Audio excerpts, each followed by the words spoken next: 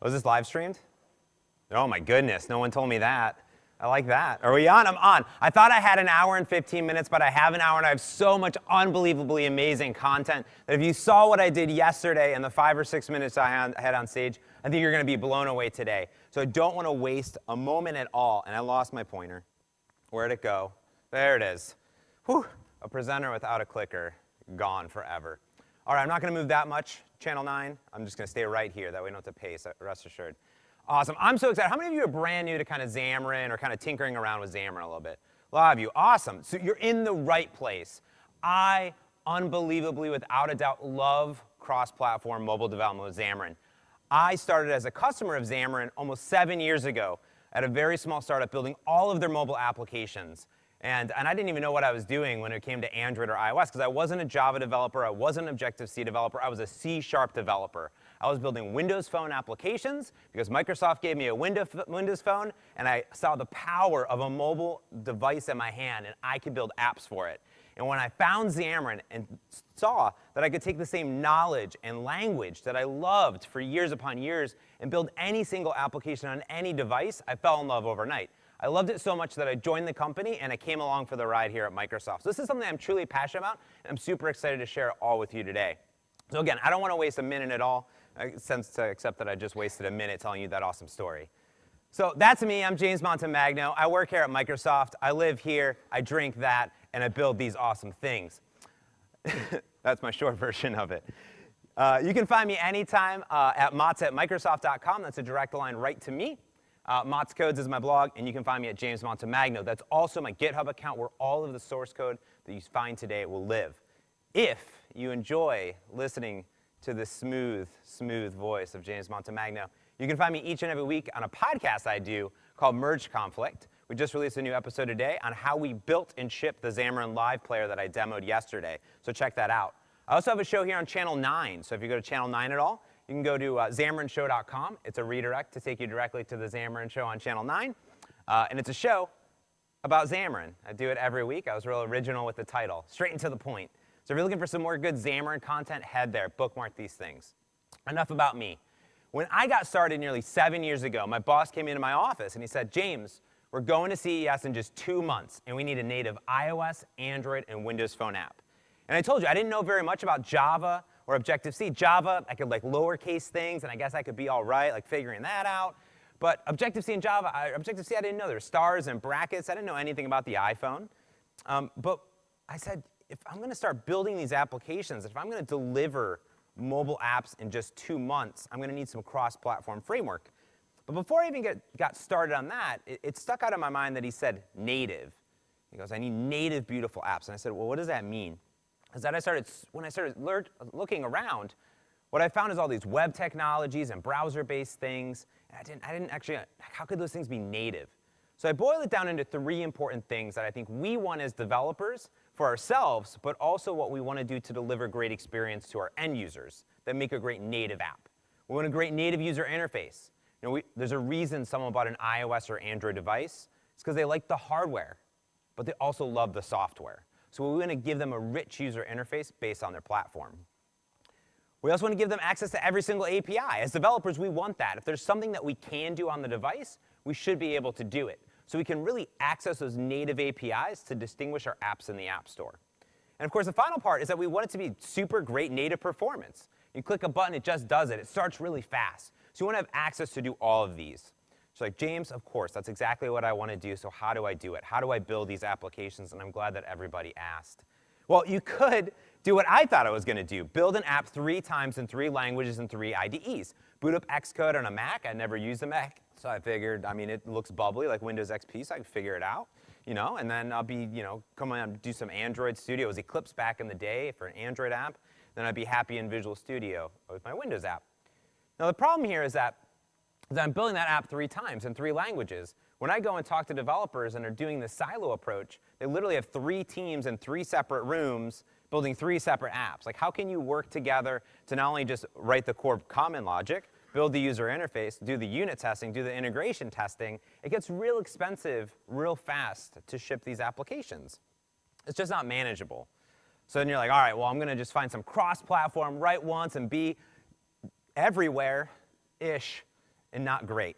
So we kind of call this that write once, run anywhere approach, which was early cross-platform development is what developers thought this is all they had available, which is a bunch of HTML or JavaScript that you shoved into an app generator and plop, apps came out at the end of the day. It's kind of like what my parents think I do for a living, like jam on a keyboard and then apps. Like that's what app development is, just apps. That's the best way I can describe what software development is. I just go like this. This is the description of development. Like you just do this and apps. Wow, seemed to work for me. So this thing here is interesting because it gives you a cross-platform app, but not necessarily a great cross-platform app everywhere, nor do you really get access to every single API. These apps are usually running in a web browser, but if JavaScript, there's a framework a day, so you got to figure it out. So what happens here is that you're always kind of developing against their API, not the API of the platform. So you get this high-level abstraction. But then if you want to go down into the APIs, you got to go write the native code anywhere. You're not really getting a great native performance, because again, they're usually running in a web browser. So this is where Xamarin is different when it comes to cross-platform mobile development. We said we love everything about native. We love everything about sharing code, but gosh darn it, we love C# and we love .NET. So let's just put that everywhere. And that's what we did. We enable you to build a shared C# business logic layer, your models, view models, RESTful service calls, SQL databases, Azure integrations. Things are the same across every single one of your mobile applications, and share all of that. And then we give you the tools to build out a beautiful native user interface across iOS, Android, Mac, tvOS, watchOS, Android Wear, and any of the Windows platforms, everywhere. .NET code everywhere, as it should always be. That's what we do. We have two ways of building the user interfaces. I'm going to demo both of them today in the very short time that I have. First is that shared business logic, but building out native user interfaces for each, all in Visual Studio. So an iOS storyboard, Android XML files, and XAML for my Windows applications. Now this is great when you need a super high fidelity application, access to every single UI element. Those Azure apps that you saw Scott Guthrie demo yesterday, built with Xamarin Native, sharing 70% of code across all three platforms. Because they have all those charts and graphs, and you want that optimal performance. When you want your app to open in sub 1 or 2 seconds, that's where Xamarin Native comes in, giving you one-to-one. But how many of you are building apps for internal enterprise? I know I was. I worked for Canon for many years building internal apps. We said, we love everything about this, but wouldn't it be great if you could write one user interface and still be native everywhere, share even more code? That's where our Xamarin Forms cross-platform user interface library comes in. It enables you to still share all of that business logic, but as an abstraction over common UI controls for iOS, Android, and UWP. So what's great about this is that you get access to it with one XAML markup, and then you get native apps across all of them. But it is an abstraction, right? And it's a bigger library. So it's not great for every single application. But you can see like the Evolve Conference app that I built personally is up there, the Iowa Caucus apps, and even Coca-Cola Distribution uses it, and they only ship an iPad app. They're like, all we need is iPad, but we love XAML. So we're going to use Xamarin Forms to do that. So those are the two approaches. I'm going to first start with Xamarin Native, but I'm going to talk a little bit how Xamarin actually works. So then if someone asks you tomorrow or the next day when you go back to the office, what is a Xamagon thingy, this Xamarin thing, what is that thing all about? You can tell them exactly how it works. Well, first you can tell them that, well, we already have access to it because it's included in Visual Studio, bonus, including Community Edition. Don't have to pay us a dime for anything. Awesome. You use it in Visual Studio or Visual Studio for Mac. Those are your IDEs. So if you're on a PC, boom, Visual Studio. If you're on a Mac, Visual Studio. It made my life easier when we have Visual Studio, Visual Studio. You're just going to use Visual Studio. It's great. And there you go. So that's your IDEs, and it's already integrated, and it's a workload that you tap and install, no matter if you're using Community, Professional, or Enterprise. Everything's open source, so you can go and tell them that, which is great. We open source everything, including our .NET runtime and all of our libraries. So how the heck does this thing work before I go and show you a bunch of awesome code? Well, think of it from me. I was a Windows developer forever, and still am. And I found this thing called .NET, and it changed my life. Because once I found C# and I found .NET, and I could just go to an IDE and hit dot, and there was all this stuff I could do, I was like, well, why do anything ever again? Because there's all this stuff. Like, Lee already wrote all the code for me. And I found this thing, and .NET Forever was restricted to Windows. And it's getting more open with .NET Core to go to other platforms. But I think of this as this awesome big library that I should be able to take anywhere. And when I want to target a specific platform and integrate deeply into the user interface or the APIs of that platform, I download an SDK and I get some namespaces associated with that platform. Think of it exactly the same with Xamarin for iOS and Android. We give you all of that .NET goodness on the bottom that you can share across any platform. And then we create C# bindings around every single API for iOS and Android. So like iBeacon, UIKit, MapKit. So you have access to everything all in C#. You never have to write Objective-C, Swift, or Java. Everything in C#. And these bindings are super powerful, and I'm going to show you that in code, is we add C# features like async await, lambdas, events, delegates. So even though I'm accessing a native API for iOS, I'm doing it all in C# with all of our super powerful C# features. So you're going to feel real comfortable. Same thing on Android. All that .NET goodness, but Android on top, including Google Play services, Android support libraries, everything. Now, to get that native performance, we do some awesome things. On iOS, we do a full ahead-of-time compilation, AOT. What we do is we take your C#, compile it down into IL, an intermediate language, and one more time into LLVM bytecode. And we send those puppies right through an LLVM compiler and optimizer that essentially produces a native ARM binary that will be uploaded to the App Store. And to your users, there's no difference. They just went to the App Store and installed it. You probably have Xamarin apps on your phone, and you have no idea. If you installed that Azure app, it's a Xamarin app.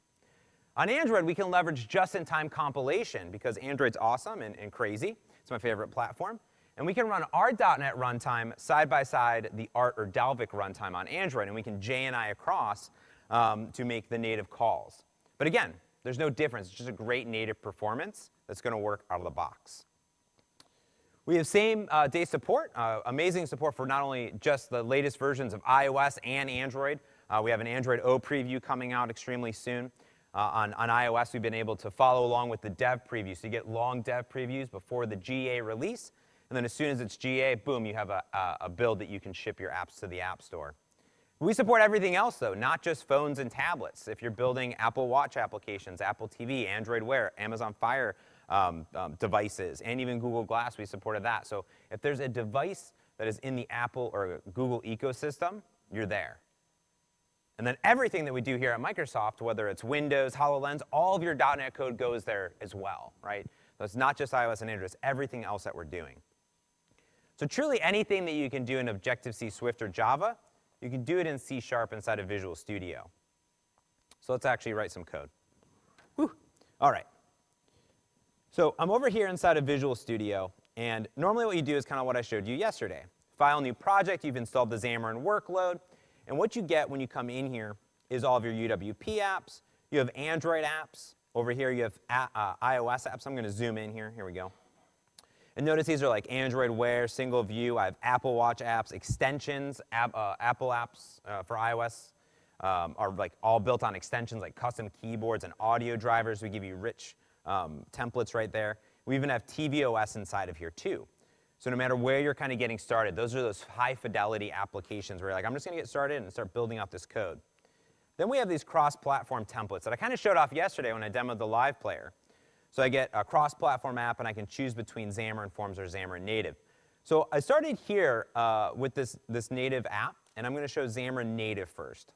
So this is an app that I like to demo a lot because it's straight and to the point and shows off some really cool UI and how you build out iOS and Android. I call it Image Search. Where I search for some images, obviously. And it's nice because inside of here, I have Android, iOS, and I have this shared project. And I'm going to talk about code sharing strategies in a little bit. But what we have inside of here is our models. We have services and our view models. So my model here is my image search. So I have some very simple things like thumbnail, image link, file format, title, context link. And that's what I want to surface to iOS or Android. I have some Bing image search APIs, so I have some search results in here, and it's just a bunch of JSON. I'm using Bing search APIs inside of cognitive services, and I can get a list of images that'll be represented there. I have a bunch of other stuff that I'll show in a bit too, which is pretty fun. But the core of this application is this view model. I'm an MVVM type of developer. I just love it. I fell in love with the pattern. So even though iOS and Android are more MVC type architectures, I still architect everything in an MVVM way. So I have an observable collection of images that I new up, And I have a method here called search for images async. I'm going to go ahead and remove some of this code. There we go. So at this point, I have this cognitive service API that I pass in a string query. I have a header key here, and I'm just going to start writing some just .NET code, right, inside my shared project. So I'm going to create a new client, new HTTP client. I'm going to say client.headers.add. There we go. So I'm going to add this header key and the header value, which is my API key, that needs to be passed along. So now what I need to do is I just need to make an HTTP request, and I'm just going to use my standard HTTP client, which is going to go down the native stacks for me in iOS and Android. But I'm just developing against a common HTTP client in system.net HTTP. So I'm going to say var, let's go grab some JSON, and I'll say client.getStringAsync. And of course, I want to await that. There we go. So things are going to come in on the UI thread. A task is going to be fired off. I'm going to go ahead and get that back. And there we go. Cool. So now what I need to do is I need to deserialize it. So I've brought in JSON.NET, everyone's favorite JSON deserializer and serializer. So I'm going to go ahead and get some results here. And I'll say JSON convert. So I'm just added a standard NuGet package. So Xamarin apps, pull in all your NuGets, right? Deserialize object, and this is going to be a search result. And I'm just going to pass it the JSON. And yes, this is how I code at home, zoomed in extremely at a where's that, 170%. That's the ideal percentage for code development. All right, cool. So I have my results, but this thing was this search result thing, which is really ugly JSON, and I want to convert it into my own images here. So I'm going to say var images. I'm going to say result.images.select. And for each image, we're going to select a new image result. So I'm just going to use some standard link, right, to convert everything inside of here into my image result list here. So inside here, I'm going to say context link is a URL. I'm going to have a file format. Let's see, format. There we go. Image link will be i.url. That is the content URL. This should be the URL, host page URL. Then I have a thumbnail link, which I know sometimes is null. So I'm going to say i.content URL. And finally, title will be i.name. There we go. So just standard, just kind of working with web requests and pulling it back. And the last thing I want to do is update that list. So I have a list of images. I'm going to say replace range. And I'm going to say images. Pass in my IEnumerable that is returned. Cool. So it'll clear out the list and then update the range. And if anything goes wrong, like every good developer, I try catch do absolutely nothing. All right, let's at least add a breakpoint. There we go. All right, so now you're saying, all right, James, I have some .NET code. I understand this. I got some models. I got some view models. And this app is just a single page, so it's kind of easy right now. But you can imagine I'm adding more view models. I have hundreds of view models and so many pages of stuff. But all of that is shared. So all my integrations into my web requests, my models, my view models, everything is shared. So now what we're going to do is build out a little bit of native user interface for Android and iOS. So here's my image search.android. And inside of here, I have some references. So I have my shared code. I have tons of NuGets, because all the NuGets, all the time, so many NuGets. That's what I do. I literally go into NuGet, I just type in my name, and I just install all my NuGets. That's how you do it. That's how every good Xamarin app is made. And I have all these support libraries. So I have Android libraries, I have system libraries. I'm blending the world of Android libraries and .NET libraries. So that's all inside of there. But this is my shared code that I have. So what I want to do is show you the structure. This is a native Android application written in C#. So I have all my drawables, like these icons that are inside of here, and images and layouts are really important. These are the Android XML layouts for my user interface. I have menus. I have values when I'm doing string translations or styles. File paths when I take photos. I'm integrating deeply because we go through the same compilation steps to pump out a native application. So if you read different documentation, you'll feel right at home whether you're reading on the Xamarin Docs or the Google Docs for resources. And in fact, these are the same resources that would be in Android Studio. So you can just copy and paste from Android Studio right into Visual Studio. So this user interface, let's go ahead and pull out my toolbox. I'm going to go ahead and pin this over here. There we go. So this is loading up, and this is loading our Android designer for Visual Studio. And what I have over on the right-hand side, while that spins up, is essentially all the different widgets that are in Android. So radio groups, spinners, switches, text box, pointers, text fields, media, like anything that's inside of there. And these are Android-specific widgets. So I built out the user interface a little bit ahead of time. But what it essentially looks like is a way for me to search for cute things. I have a button here that's a search. And I have a recycler view, which is a super highly optimized list view in the world of Android. But notice up here that we integrate, and we can say, let me look at a Nexus 4, different versions of Android, different themes. Here I can rotate it back and forth and see what it looks like as it's adaptive. We have this theme editor, where you can come in and pick all of your material palette designs. It'll generate all of your app's theme for you automatically right inside of here. So if you don't like what it is, it'll generate one for you automatically. We have grids. We have all sorts of things to help you be productive when you're building this out. Now, I built this out ahead of time, but what I did here is just drug out a bunch of controls onto the page. And what it did in the code behind is it created this Android XML. And this is the same Android XML that's standard across any Android application. And the designer is just visualizing it here. So I have a relative layout, and inside of it I include a toolbar. I have a linear layout where I'm putting some material design user interface controls. I have a progress bar to do a little spinner that's hidden right now. You can see the visibility is gone. And you know it's Android XML because it says Android, Android, Android, Android, Android everywhere. They really made it clear. And it's not XAML, it's Android XML, all right? It does look like XAML. And in fact, I was a XAML developer. I did Silverlight, DovPF, Windows Phone. I fell in love with it. So I felt real comfortable writing Android XML. Just a little bit different syntax. So this is it, and what's important here is that I can interact and grab these controls. Each control has an ID associated with it, and that's how I will query to go find that control later on. So think of it like an XName, but not an XName at all. It is an ID, but it doesn't create anything in the code behind because there is no generated code behind in the world of Android. You associate an Android XML with an activity, and you make the association. In the world of Android, things are very decoupled. I don't like to say fragmented, even though they are fragmented, but decoupled in a way, and you get to put them together. That means that you can reuse this Android XML on a bunch of different screens and compose it easily. So this code behind has a main activity, and here it is. I integrate from app compat, so I get nice material design on all versions of Android. This is an activity, so I have an activity attribute, so we actually improve the API of Android, so you don't have to go into this thing called an Android manifest at all. We generate everything for you. And here's what I'm doing is the first thing I do is I bring in my shared code. So almost every single thing that I'm going to do here is going to essentially respond to a handler, respond to some text entry, and then call into my shared code. I want to get out of this file as soon as humanly possible. I only want to generate a little bit of code.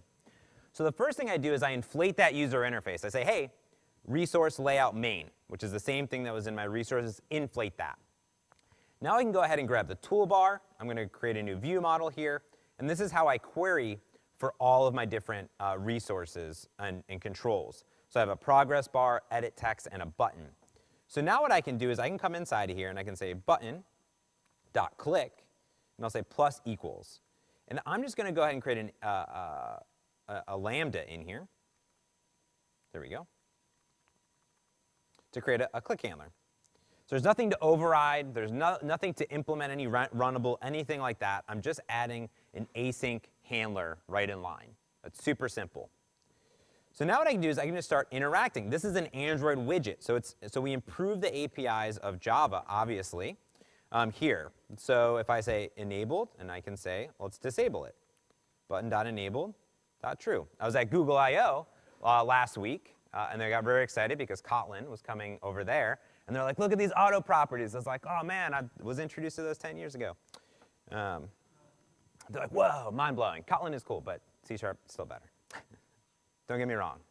I love all languages, but I really love C#. It's just so good. So what I'm going to do in here is I'm going to say progress bar, and I'm going to say visibility. And over there, we've just mapped the integers directly to an enum. So I'm going to say, let's make that visible. And now, when I'm done, let's go ahead and make it gone again. So a little spinner there. Now all I need to do is just await, and literally I'm just writing about 5 or 6 lines of code. Again, I immediately want to get into my shared code. So I'm going to say viewModel.search for images async. I'm going to pass it the query.text. There we go. Now that's just a string that is returned. So if I wanted to, I could trim it. If I do any of your string manipulation, anything that you're used to in the world there. And that's it. And you can see I'm having access to a bunch of system namespaces. There's system, Android, my shared code here, everything that's coming in. Now I have a little bit of code down here to say setup main view, but it's pretty simple. Essentially, for each of those items that I want to display in the list, I want to display in a grid. And this thing's called recycler views, gives you a grid layout out of the box. So I don't want to hide anything from you. So essentially, I set this up, and I create this little recycler view. And just like I created a little bit of user interface for the main view, I wanted to create a little bit of a user interface for each item. So I have some events, some click handlers that I can add. And what's happening here is every time I request a collection change, or I get a collection change, I just update the list of items. So just an event. And all I do here is very similar to what I did previously. I inflate this item layout that I have, which is a nice little card view. And then down here, I set the title. And I use Picasso, which is a library from Square, to actually download the image and cache it for me automatically. It's just one line of code with the builder, and that's it. And I can use all my fancy C#6 features and all that jazz inside of here. So nothing crazy. So now I'm getting ready, and I'm like, all right, I'm going to go ahead and build this up, build it up. I'm like ready to go. How do I get it either onto an emulator or get it onto a device? So what happens here is I hit compile, and it's built it all up, and it just builds everything here on my Surface Book. So what we do is we integrate deeply into your common debug spots, right? So here we have a bunch of Visual Studio emulators. There's ARM-based ones, which are extremely slow, and then there's x86 ones, which are extremely fast, that run on Intel Haxum virtualization software. But I'm going to put it on a single device here. So I've plugged in my Nexus 6, and I'm going to go ahead and hit debug on here. And now what it'll do is it'll essentially finish up the compiling, packaging, and put it on my device. So here's what we can do is I'm just going to go ahead and add a few breakpoints inside here so we can kind of see what's going on. And I'm going to use an application called Visor that lets me screen mirror. So you can see it's actually doing it. It's a real device. And it's just plugged in via USB. So when I plug in a device under USB and I put it in developer mode, it will then deploy it on it. So let's go ahead and start this debug. And it'll launch and it'll deploy onto my device. So there we go. So there we go. We get some nice material theming going on here. We saw the little search for cute things moves up because I'm using that support design library. And we'll say cute monkey and hit search. So now what will happen is it's gone off. It's going to make a request. I'm going to hit a breakpoint. So my app's frozen. I'm actually hit a breakpoint here. I have some JSON that came back. I have my watch window, my call stack, everything that you would suspect inside of here. So if I pop up here's that JSON. That's why it's real nasty. It's like super long. And if you're like, James, how did you get all that stuff? Well, you know I went to JSON2C#.com, and I pasted all that JSON in there, and then I hit generate, and then it gave me all my classes. We've all done that, right? Yeah. It's pretty cool. All right, so then I can continue on. I'm going to deserialize those results. There we go. I'm going to convert them with link. I have a bunch of images that are inside of here in this IEnumerable, somewhere in there, and then we can continue on. So all your normal stuff happens, and then we get some cute, adorable monkeys right there. We can scroll through. And you can see I'm just scrolling. I'm getting super great performance. All the images are download cached and everything for me automatically, right? I can just scroll around all day, and I get these cute, adorable monkeys. So cute. Look at that one eating a banana. That was like me this morning. Oh my goodness. Oh my gosh. This is just me. This is why I demo, is to look at cute, adorable monkeys. If you don't like monkeys, which shame on you, we all love pandas. So we can also, with this application, of course, search for pandas. You can search for anything you want, and there are some cute, adorable pandas. So flippin' cute. All right. So what's important here is I'm getting great native user interface, material design, app compat, everything here, but I'm sharing a bulk of my logic. The actual code for Android is very minimal. If I go into that actual main activity, I just found a little bit of user interface, added a click handler, used standard C# goodness to build it out, and then go off and share into my shared code here. So this application is already sharing like 60 or 70% of code just from that single screen. but I'm getting super high fidelity applications here. So in the world of iOS, though, we're going to start building out this again for iOS, because with the Xamarin Native approach, I'm going to take advantage of every single thing in iOS or Android. So I'm going to set that as my startup.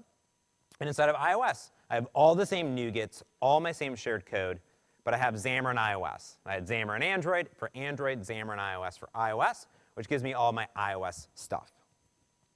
So we have some resources like artwork for the store, launch screen. I'm going to go ahead and double tap on this main storyboard. iOS describes its user interface in a thing called a storyboard. You can have one or many. It's like a complete overview of your application, and it also has code behind associated with it. So I'm going to go ahead and just zoom back out and pull out my toolbox here. So what this is doing right now is it's going to go and it's going to talk to my, Mac, which apparently is disconnected from. So let's see if we can connect here. So whenever I want to do UI design or I want to deploy to an emulator or something like that, I have to be connected to a Mac. So over here I have my MacBook Adorable right here. It's in rose gold, everyone's favorite color that everyone should own. It's my favorite. And what essentially it's doing here is it's making a secure connection to a Mac on the network, and it's booted up our storyboard designer. So there we go. Pretty fast. Once it connected, it's good to go. That just has to be a Mac that has an IP somewhere. It could be a local Mac on your network or a third-party provider like Mac in Cloud or Mac Stadium that hosts Macs in the cloud for you. And you're saying, James, well, you just showed me that Xamarin Live Player thing, and like, why aren't you doing stuff like that? Well, when I start to build out a complex user interface and I want the storyboard designer and I want all this stuff, I need to have that full power. We're running the application, the full user interface here. So Xamarin Live Player, like I showed you yesterday, kind of good to get up and running, but when you start going, you'll obviously always want a Mac because it's part of the Apple EULA that you actually build and compile apps on a Mac. So here's a very similar user interface, except for I have a navigation controller, I have an image search, and I'm building this user interface in a generic way. So if it is on an iPhone or on an iPad, the constraint system will automatically, dynamically do everything for me. But just like I had for Android, I have all of the iOS stuff here. So if I needed a new label, I could drag it out, and I get all the controls and things like that in there. I can add data views, I can add windows and buttons and toolbars, everything inside of here. So I have a few items in here, and you can see the constraint system. I have some progress bars, some search things in here. I can pull up my property grid here and pin it. I don't know why it's there. Let's go and put it down here. There we go. So as I tap around in here, I have this cute monkey that's our default. You can see up here when I go to the button that it actually says button search. You can name the actual elements that are on here. And I even have a collection view here that allow me to actually have different items inside of here that I've designed. So this view has some code behind it. It has a class down here called ViewController. So if I close down the storyboard and open up the ViewController, it's very similar to an Android activity. So essentially what I have is a UI view controller, which is kind of like an activity. I'm also saying that I am the data source. So just like Android had an adapter, an iOS app has a data source to tell it how to display each item. So the first thing I do is I have an image search view model from my shared code. I'm going to say, hey, collection view, I am the data source. So all I need to do now is just say button search. You would think .click. Nope, incorrect, because Apple named it touch up inside. So we don't do. You can touch up outside, touch up inside, touch down. You have like 1,000 click events, but this is the one you want. And in fact, if I just double tapped on that button, it would have generated the code for me automatically. We actually do that for you, which is nice. So what I'm going to do here is I'm just going to do it manually, though. It's going to be very similar code. So again, we just essentially create your touch up inside event. And I can say button search dot enabled. But now I'm interacting with iOS specific stuff. So I can say false, right? And I can say button search enabled equals true. All right, and then I can say activity indicator, that little loading thing. I can say start animating. So you can see the iOS APIs are a little bit different because it's iOS, but I'm still interacting in a C# way. So of course I want to do a few more things. I'm going to say await, and now my view model, Visual Studio is happy with me. I'm going to search for images async, and I'm going to say text field query dot text. It's over there. There we go, and get it. Now in this instance, I'm just going to tell the collection view to reload data whenever it's done.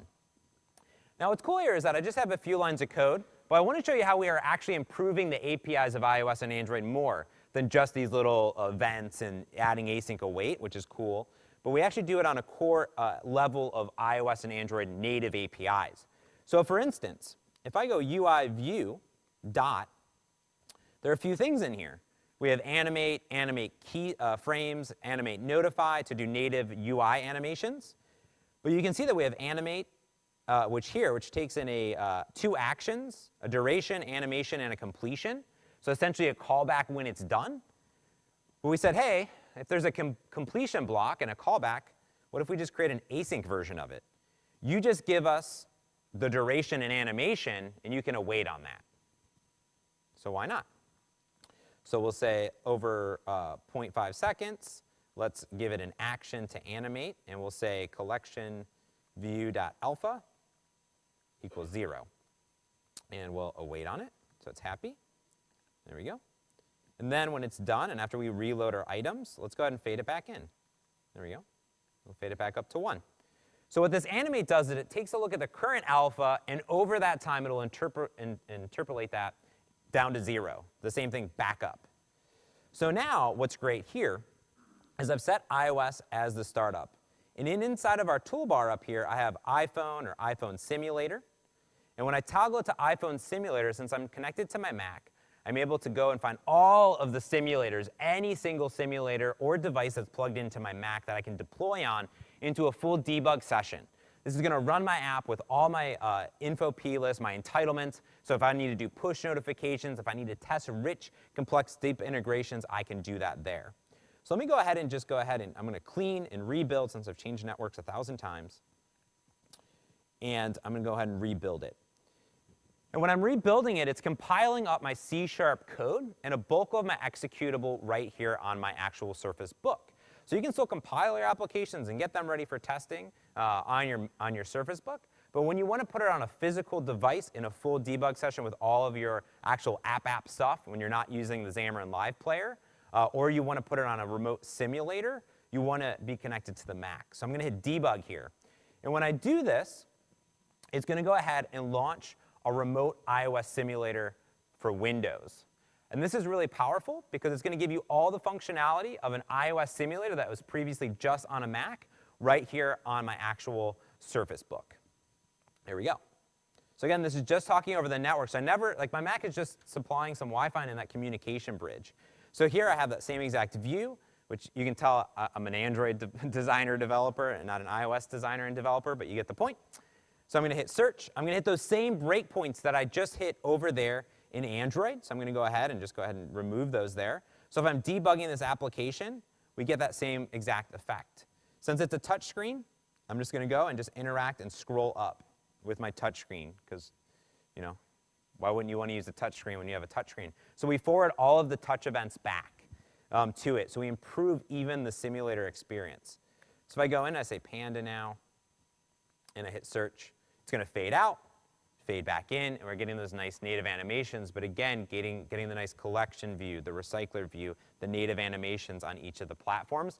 But I'm sharing a bulk of my logic. Cool. All right. I can tell everyone was impressed because they're like clapped and they were so excited. They're like, well, I can write .NET everywhere. To me, what's cool about that is multiple things. I never left Visual Studio. All the C# and .NET that I knew and loved, including libraries that I've been using for years, like HTTP client and JSON.NET, they just work. We did all that hard work so you can just leverage it. Let's talk about code sharing, some things we're doing to make it even easier to share more code. When we want to share code, I like to use a few different sharing approaches. The standard way that developers have done it for a while is called portable class libraries. It's a way of taking and saying there's a whole bunch of things that support .NET, and what is the common elements between them. Now, this is the older way of doing it because it's being replaced by .NET standard libraries. .NET standard libraries are going to be a single API that easily are consumed against any .NET application, whether it's desktop, Linux machines, .NET Core, iPhones, Android devices, ASP.NET websites, anywhere. You create one library, one DLL that you can ship across anywhere inside your company or externally to NuGet. and you just consume it everywhere. So .NET Standard libraries are the future. So if you're saying, James, where do I get started today? Take a look at some .NET Standard stuff. You can use NuGet packages in either IDE and Visual Studio, so you can ship them, you can consume them, and be good to go. Now, you saw me use this thing called a shared project, and it was that double diamond green thing, and you're like, James, what the heck is that thing? I've never used that thing. And shared projects are like my favorite way of actually sharing code when I only want to share code with this application and these projects. So shared projects do not generate an assembly. It's essentially glorified file linking. It says every single file that is in that shared project, just go ahead and automatically add it to Android, iOS, or your Windows projects. So it's a great way of sharing code with having to worry about what DLLs are going where, what references, and all this stuff, because it's just shared libraries. And one thing that's unique here is that since it's just file linking, you can do conditional compilation. So you can do a #if on Android and write some Android code, and then #iOS and do some iOS stuff. This is great when you're using some libraries that maybe don't have a super nice cross-platform API, and you need to integrate with them, or do something a little bit different on iOS or on Android. So I love shared projects. Now, no matter how you shared code, you're going to get great shared code sharing with Xamarin across any of your applications. These are two different applications. One by my good friend Frank Kruger, who I do a podcast with called iCircuit. And it's a very complex circuit simulator. He's an electrical engineer by trade. And in the blue there, the bluish green, you're seeing the shared code percentage across iOS, Android, Windows, and Mac. And he's sharing anywhere between 70 all the way up to 90% of code across those different platforms. Now that gray bit is the platform-specific stuff. So things of integrating into the user interface or animations or some of the native APIs. So he's an iOS guy, so he really likes the iOS bits and pieces. So on iOS, he's integrating with iCloud and some of the extensions, so that's why there's a little bit less shared code. But if he finds a bug in the core engine, his models, view models, he fixes it in one place, and it trickles down all the different platforms. And TouchDraw is a very complex Visio-type drawing application, and again, sharing anywhere between 75% of code to 61% on the different platforms. And on average, even me, our average developer shares about 70% of code with the Xamarin native approach. But we wanted to simplify development for developers, because when I talk about this shared code, that is that .NET logic. But sometimes you need to reach into that stuff up there. You just got to get up there. And that stuff is the platform-specific code. So interacting with the UI, but also when you want to integrate with those awesome APIs that you have 100% access to. So when you want to access battery stats or GPS or lights or notification or text-to-speech, you have access to all that in C#. Now, what we realized over the years of doing development with Xamarin is that a lot of these platforms do the exact same thing. They all do geolocation. They all do text-to-speech. They all do settings. Sometimes they're very unique in some of the functionality, but about 80% of the functionality is available on each platform. So we said, hey, right now you have access to all of them, so you can go learn about each of them and implement it 3 times. But we said, what if you didn't, A, have to write any of that code? Like, what if you just wanted to access geolocation or text-to-speech and didn't have to write the code to do it for each platform? And what if you could access text-to-speech or any other functionality from your shared code? For instance, I want to use text-to-speech. So my API should be in my .NET library, and I just say speak. Now, .NET doesn't have a text-to-speech API. iOS, Android, and Windows does. So when I call speak, I want it to still reach into the native code on each platform. So we did that. We call them plugins for Xamarin and Windows. We've abstracted all common APIs across iOS, Android, Mac, tvOS, and Windows into a common single API that you can access in your shared code, whether it's PCL, .NET Standard, or shared libraries.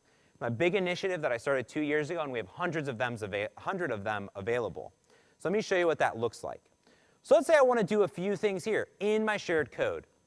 Let's say I want to, I don't know, pop up some dialog boxes or check for connectivity, or even maybe, I don't know, take some pictures and upload some photos somewhere. So the first thing that I want to do is come into here, and I'm going to go to xamarin.com/plugins. That's kind of a hot page that I can go to and learn about plugins, how it'll accelerate my development, and then I can browse the plugins here. And what this is going to do is take you into our GitHub repository for all of our components. So these are our open source libraries for like Facebook and Firebase and Google Play, and you can read about them here. And then you have these community-provided open source plugins. Things like Bluetooth LE, Calendar, Compass, Connectivity, Device Info, Embedded Resources, Fingerprint, Geofencing, In-App Billing. That's an awesome one, because I was sick and tired of writing in-app billing so many times. So I wrote a plugin. This is my favorite one. I'm just going to show it. So here we go. So when you go and you're like, man, I just really want to do some in-app billing, like subscriptions or get rid of ads, wouldn't it just be amazing if my API was just, I don't know, purchase async? Like, that's your API. Like, it's crazy. From my shared code. So let me show you what this looks like, right? So I want to do a few things. The first thing here is I want to check connectivity. See if I'm online or I'm offline. So I'm going to go here, and connectivity seems like generated by someone that does a lot of code and has a good name.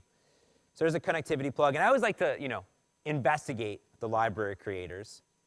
So open that up, and pretty cute. So that's good. Lots of code commits. That's positive. And if I look at this, you can see all of the active developments going on. My connectivity plugin supports all of these different libraries, all of them, tvOS, Android, Silverlight, all of them. So you can say, am I connected? Connection types, bandwidths, can I ping a URL? Connectivity changes, can I get access to that? So you can just use a little connectivity thing here. So what happens here is that all the code is available. So even though I've put it into a cross-platform API, you can come look at my Android implementation. So as I scroll down, this is all of the Android code that I wrote, so you don't have to write it. And I did this on every single platform, so you never have to do it, because that'd be silly, because I just want to say is connected. Like, why do I have to go learn all this stuff? Like, here, it's here. But if you want to see how it's made, definitely come check it out. So hundreds upon lines of code. I also want to do something inside of here, like use some cognitive services. So I'm going to go to microsoft.com/cognitive services, which are all these amazing cross-platform APIs to do like facial recognition and things like that. So it'd be cool if I could tap on a photo and like look at a happiness level and maybe pop up a dialog box, or maybe even take a photo of my face. So I'm going to bring in cognitive services. And to take a photo, I'm going to use this media plugin, again, created by somebody. He seems super active. And then I want to pop up dialogues. So we're going to use Alan Ritchie. Yes, we're not only going to use my plugins. We're going to use Alan Ritchie's user dialogues to do message boxes cross-platform. This NuGet is awesome. It does action sheets, alerts, confirmations, toasts, time. It's a whole bunch of stuff. So here's what I'm going to do. In my solution, I'm going to say manage NuGet libraries. And you would just find these and install them. So here I've installed them into all of my projects. So you don't just install it into your shared code, you install it into every single platform, because that's where the platform-specific stuff lives. So I have a permissions plugin here. I have a connectivity plugin, a geolocator plugin, a media plugin. And I've installed all those NuGets ahead of time. So inside of my shared code, I'm in that search. Let's just say if string.isNull or white space, if someone passing query, I'll say var, or I'll say return false. There we go. And I'll say user dialogues. So up top here, I've added a few using statements, connectivity, dialogues, and media. So I brought in a few plugins. User dialogues dot instance dot alert async. I'm going to say, please search for cute things. There we go. And this is asynchronous, so we'll go ahead and await on it to finish. All right, one line of code to pop up a dialog natively on each platform. I'll say if I'm not cross connectivity dot current is the API dot is connected. One line of code to check connectivity. Again, I'll use this dialog box to return false. I'll say no interwebs. Don't give dialog user boxes like that. That's terrible, but it's fun. So one line of code to check connectivity, and again to pop up dialog boxes. And again, let's just put some down here. Will at least be something went terribly wrong. Please open a ticket with support. They're never going to open a ticket with support. Cool. So a few lines of code into my shared code to do that. The next thing I want to do is I've written a few lines of code in my shared project to tap into the cognitive services that are in here. So I want to pass it a photo or maybe take a photo of someone in the crowd or myself with my camera. So what I'll do inside here is I'm going to use this emotion service client. So I think of the emotion service as a huge plugin that I can use. So here I'm just going to go and pass it a stream, and it'll go ahead and take my key and then recognize faces, and then down here I will analyze the happiness level and return a happy or sad frowny face. So literally just a few lines of code in my shared code to detect faces on an image. So here I'm going to either do one of two things. First, maybe tap on an image to see if it's happy or not. I use HTTP client to grab a stream asynchronously and pass it into it. And I use that dialog box to open the results. Down here, though, I'm going to use my media picker to actually take a photo of my face or pick a photo from my gallery. So I want to be more than just an image search app. So down here, I'm going to use crossmedia.initialize, make sure that the cameras are ready. And I'm going to use this API, take photo async. With one line of code, I get to specify the directory the image is saved to, the name of the file, and the photo size. You can have it resized to small, medium, large, or you can specify max width or height. It'll automatically take care of all the native bitmaps and save it into my application automatically. One line of code. And then, if I just want to pick a photo, though, I'll just say pick a photo. And when that's done, I'm going to take that image, that file, and then there's a toStream. That just happened to be coincidence, because I already exposed that in the API. So I'm going to say get stream and pass it to the emotion engine and then pop up that dialog box. All in my shared code, I'm accessing connectivity, dialog boxes, my image pickers, and being able to take photos. So what I'm going to do now is go back into my Android application and set that as my startup. All I have to do now is do one more line of code to integrate down here and actually give them a way of my users to take a photo or tap on a specific image. So whenever they tap on an image, I'll analyze that photo. Or if they want to actually take a photo, I'm going to do a little button on the UI. So I'm going to go down here and say Setup Camera. Let's go ahead and do that after I set up there. So now I'm going to go ahead and redeploy here. So I've just updated a few lines of my code, but almost everything is being done here and deploying it to my actual Nexus here. Now what I'm going to do over here is I'm going to go into my view controller, into my shared code, image search view model, or my view model, I mean. And I'm going to go ahead and add a few breakpoints. So let's go ahead and add a breakpoint here and add a breakpoint here. And I'm going to say search for nothing. And I hit a breakpoint. We can see that my query is empty. So if I go ahead and step down, I'm going to go ahead and now pop up a dialog box. Boom. Native Android design to pull it up. But I could search for a monkey. It'll continue on. We actually have a search query. We'll go ahead and get rid of that. It'll continue on. Now we can go ahead and search for some monkeys and pull them back. There we go. But now you're like, all right, well now I want to search for pandas, but I'm at a conference, so I probably don't have any internet. So now I'm in airplane mode offline, and I hit search. And just like that, the connectivity plugin kicks into effect. It's been notified that I'm offline, and now I can go ahead and tell them that I'm offline. I'm going to go ahead and continue on. I'm offline over here. There's no interwebs. I'll tap on it.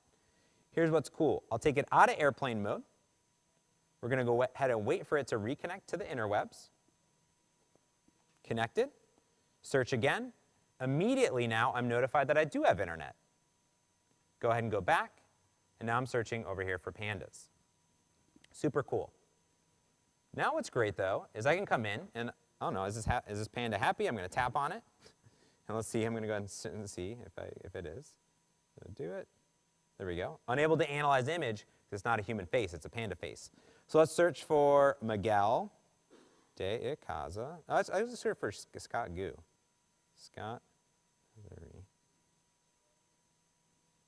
That's always a good thing to do. I don't look so happy. So I'm going to tap on him.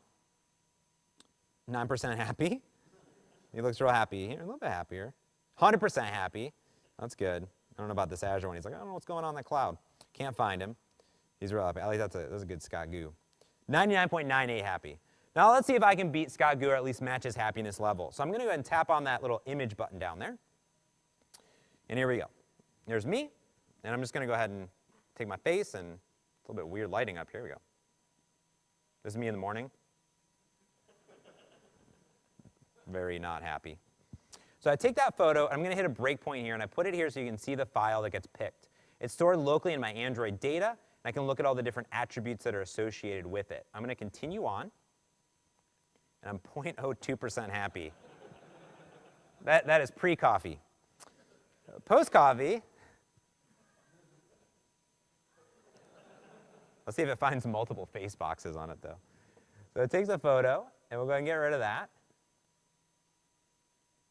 98.44, little smirky. Pretty cool.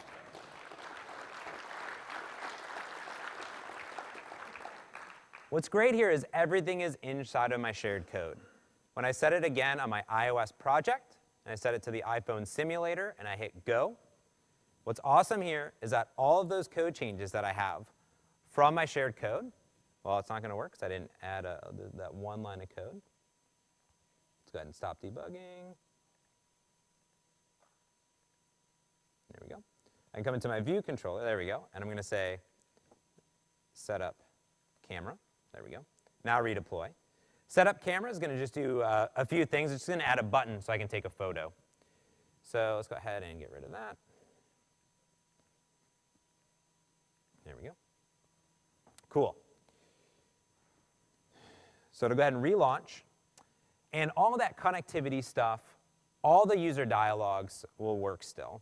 So if I come over here, and I come in, and I go ahead and empty this out, and I hit search, we're going to see same thing but native iOS. If I come up to this little picker, I'm going to come in.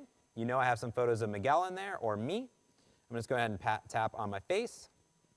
I'm going to go out, take that photo, analyze it, and I get the same dialogues back, all from my shared code. It's bananas. It's awesome. We want to enable you to be super productive. I love plugins. It's my passion, and I'm glad that everyone applauded because they are like my favorite thing in the world. Cool. Let's talk a little bit more. Let's go through and talk about cross-platform user interface in the last few minutes I have. I'm not going to go into a demo of Xamarin Forms. There's going to be some other demos later, but I want to give you the basics of when and how and why you'd want to use it. And I know I stand between you and 3 minutes until you can eat lunch. So Xamarin Forms is great because you're not always building the super crazy, highly optimized app that I need sub 1 second startup time, and I just want to build some XAML code and go. So Xamarin Forms takes this approach to Xamarin native development and builds a shared user interface and additional business logic layer on top of it, same shared backend. It gives you a bunch of pages, two-way data binding, navigation, animation, a dependency service, and messaging center. It's not just user interface, it's an entire MVVM framework for your applications. So it gives you some pages like master detail, navigation tabbed, some layouts like absolute, relative, or grid layout, so you can compose your actual user interface. And then there are the controls. So most of these will look familiar, but some of them will be different because they're mobile Xamarin Forms controls. So we have an editor and a label and an image and a picker, things that are common across every single platform. There's obviously very drastic differences between iOS, Android, and UWP. So we give you what's common. You can always create your own custom controls, though, and there's amazing vendors and content creators that are doing that, not only in the open source community, but amazing companies like Syncfusion, Telerik, DevExpress, Infragistics. So if you want a data grid, they got your data grids. If you want crazy image pickers and swipers and all that stuff, they got it for you. You want charts and graphs, they got it. Not only for Xamarin, but for Xamarin Forms. So as a code sample slide, this is what a login page, maybe inside of a tabs controller, would look like. Follow me, camera guy. This is the one point where I like to just kind of come down the crowd. So what I have here is an iOS device, an Android device, and a Windows device. And I'm sorry for the right side of the room, but you can imagine that there's two of me, and I'm doing the same thing. What I have here is a tabbed page, and that represents a tabbed page in Xamarin Forms XAML. All right? Inside of it is I have two content pages, one with a bunch of controls, and then another one here that's blank, but that's my settings. I give them icons and a title. Inside of it here, I have a stack layout. I'm just going to stack some elements. And then I have some data binding to username. I have a button here that has some colors and some text colors and a login command. Looks familiar if you've ever done XAML. How many of you have done XAML development before? Looks very similar. If you haven't, you're going to love it because XAML is amazing. It's phenomenal. So what this is doing, though, is when this gets run, it's not drawing anything. It's not putting it in a web browser. It's not doing anything like that. What Xamarin Forms does is it lays down in the native controls. It handles the layout, the orientation, the placement, and the interaction with the controls. So that's why you have a UI tab view controller on iOS with native controls. You have material design on Android with material tabs, and a UWP application that can be run absolutely everywhere because it's a UWP application. You can put these on phones, on tablets, on TVs, anything that you want to do. They're still native applications. That's super important that Xamarin Forms is still giving you the native controls. So when is it good and when isn't it good? Well, there's a session later, I think today or tomorrow with Nick Landry. He's going to give you some real-world examples. Xamarin Native, what I showed you first, is giving you a one-to-one mapping. Native startup times, native performance, every single bit of native user interface controls there. So if you want that super highly optimized app, that's the way to go. If you're looking for an application that fits into the Xamarin Forms ecosystem, the controls that are available, and you're okay with a second or two startup time or something like that, because again, it's a big framework. You're like, you know what, I just love this. I want to go out and do it. That's where Xamarin Forms shines. I built the Xamarin Evolve conference application in it. You can download it from the App Stores today, and that's a beautiful example of what you can do. It's very complex. But both of them are great. It's based on your application that's there getting started. So I'll run through really quick some build announcements that were set up. So some other things as a takeaway that you may not go and learn about if you didn't watch the video, and then I'll get you guys out of here. We want to improve installation, first run, and the debugging process. We made it super easy to bring in third-party APIs. We've had these things called bindings where you can go find an Objective-C or Java library and pull them into your iOS or Android application, and it'll bind it in C#. We expose that same exact technology. We've added new templates into Visual Studio to optimize that for you, including a CocoaPod importer. But we have a brand new automation tool called Swift Netizer, a Swift Netifier. I know we have some ridiculous, amazing names. It'll take a Swift API and turn it into a .NET API automatically for you. I showed you the extensions earlier. We optimize extensions for Mac and iOS, so as you start to build out your Xamarin or Xamarin Forms application, they're there ready. We have this brand new multi-process debugging that I showed you earlier. This is important because as you're building out even an iOS application, you may have a custom keyboard, a file picker. You can not only debug your .NET Core backends and your iOS app, but also your extensions or background services at the same time. This is super important because iOS applications are multiple apps inside of one. So what we used to do last year is we used to ship your app and each extension with our own Xamarin runtime. That was okay when you had 1 or 2 extensions, but when you had 10 or 20 extensions, it started to grow your app size really big. Now, we do have an advanced linker and optimizer that really shrinks that runtime very small, just a meg or 2 or 3. But what we did this year is we now integrate and we have one shared Xamarin runtime across all of your extensions in an iOS application, greatly reducing the size, whether you're doing an Apple Watch application, extensions, or an Apple TV application. It's awesome. We've integrated Fastlane integration to go from 0 to getting it provisioned on a machine. This is important. Has anyone done iOS and have to worry about provisioning profiles? It's terrible. It's the worst part of iOS development, I swear. So we simplified it. In VS for Mac, you can simply go in, log in with your Apple account. It'll find your team. It'll automatically register your Mac device as a development machine and create the signing identity. It will then create a provisioning profile, register your device ID with Apple. Then it will register your device that you have plugged into your Mac, and then add that device to the provisioning profile. Within 1 minute, you'll get all of your entitlements, register your device with the Apple portal, right from Visual Studio. You never have to go to the Apple portal. It's awesome. Yeah. If you watch my build session I do with Miguel, I demo this live. It's amazing. We've also brought ahead-of-time compilation to Mac and Android. This is awesome because we, for a long time, used JIT, but we're bringing AOT and our advanced LLVM compiler to give you super highly optimized code. If you're saying, James, I want to do a bunch of JITting still, it's OK because we have a hybrid mode of running AOT code alongside JIT code. So we still have a JIT. It's still there. So you can do assembly.load file for your Android and Mac applications that still exist today. But it'll precompile, optimize, and obfuscate your AOT code, so you don't have to do anything like that. This is great because it improves our startup time, which was already even great. The last part here, it keeps going, I have so many slides, is the Xamarin Live Player. You saw me demo it earlier today. I want to take you through exactly what it does. You have code, file new, and I want to get started. It supports Xamarin Forms applications, but it also supports custom controls for iOS, iOS Xamarin native applications, and Android custom controls. So this runs on both iOS and Android, no matter where your device is. These apps are in the App Store today.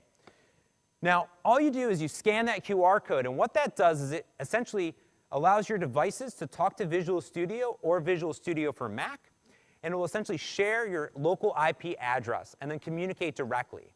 Nothing else is talking over the network. Everything is a one-to-one, and you hit debug and you go. And again, it looks a little bit like this, but this is what it looks like in VS for Mac. You pair your device, whether it's iOS or Android. It's registered. You can have as many devices, iPhones, iPads, anything like that, and you hit debug. Now, what's cooler is that you can hit debug, or you can go into the live mode, which essentially is giving you a live edit and continue mode, which is going to essentially ship just the bit differences over to your iOS or Android device so you can modify it in real time.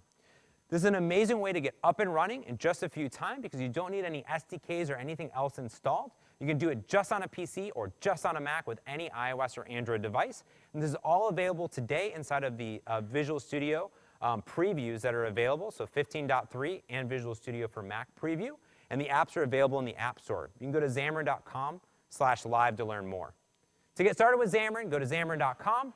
We have Xamarin University for great training, which is our live interactive training. And with that, I went way over time. Go eat lunch. Enjoy Dev Intersections. Thank you guys so much.